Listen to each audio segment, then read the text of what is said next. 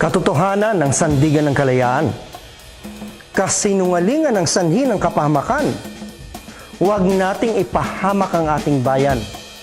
Kumapit tayo sa katotohanan. Fear has gripped the nation, not because of the terrorist attacks in Marawi, but because of Proclamation 216, President Duterte's declaration of martial law. By virtue of the powers vested in me by the Constitution and by law, I had to declare martial law in the Mindanao group of islands for a period that exceeding 60 days. In a country that has been reliving a moment of horror in its history from a single narrative which began in 1986 along EDSA, it struck a powerful chord in Imperial Manila. Is this the reincarnation of a dictator? This has caused academics, analysts, and intellectuals to toe the line between caution and outright fear-mongering.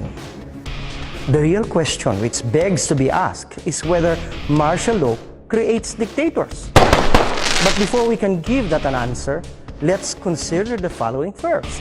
What is martial law? Martial law is the military control over all of the country's activities, usually during wartime or due to an emergency or widespread disaster.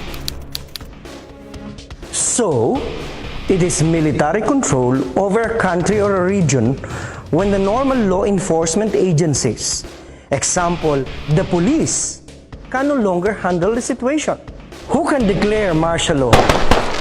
According to Section 18, Article 7 of the 1987 Philippine Constitution, the President, in case of invasion or rebellion, when the public safety requires it, may, for a period not exceeding 60 days, suspend the privilege of writ of habeas corpus or place the Philippines, or any part thereof, under martial law. So, it is the President who has the power to declare martial law and suspend the writ of habeas corpus. The writ of habeas corpus literally translates to produce the body, which is a constitutional safeguard against illegal detention. It demands that the state justify the detention of anybody. When can martial law be declared? In case of invasion or rebellion, when the public safety requires it. When and how does martial law end? Martial law shall not exceed 60 days except when the Congress, voting jointly, by a vote of at least a majority of all its members, revoke such proclamation. Upon the initiative of the President, the Congress may, in the same manner, extend the proclamation for a period to be determined by the Congress if the invasion or rebellion shall persist and public safety requires it. Does martial law create dictators?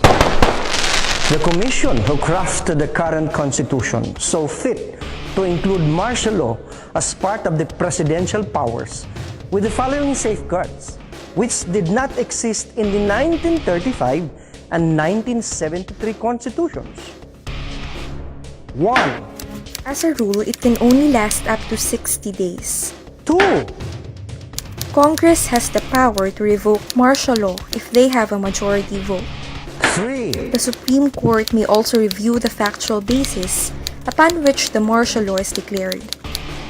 4. A state of martial law does not suspend the operation of the Constitution. The world is not a vacuum where peace and order is the status quo. Severe situations arise which require severe measures. The martial law remains in the Philippine Constitution until today for this very reason. And if we question using it in times that require it, then the problem goes back to the Constitution itself. Stories that are going around saying that this martial law is the same as what some of us lived through during the time of Marcos are lies.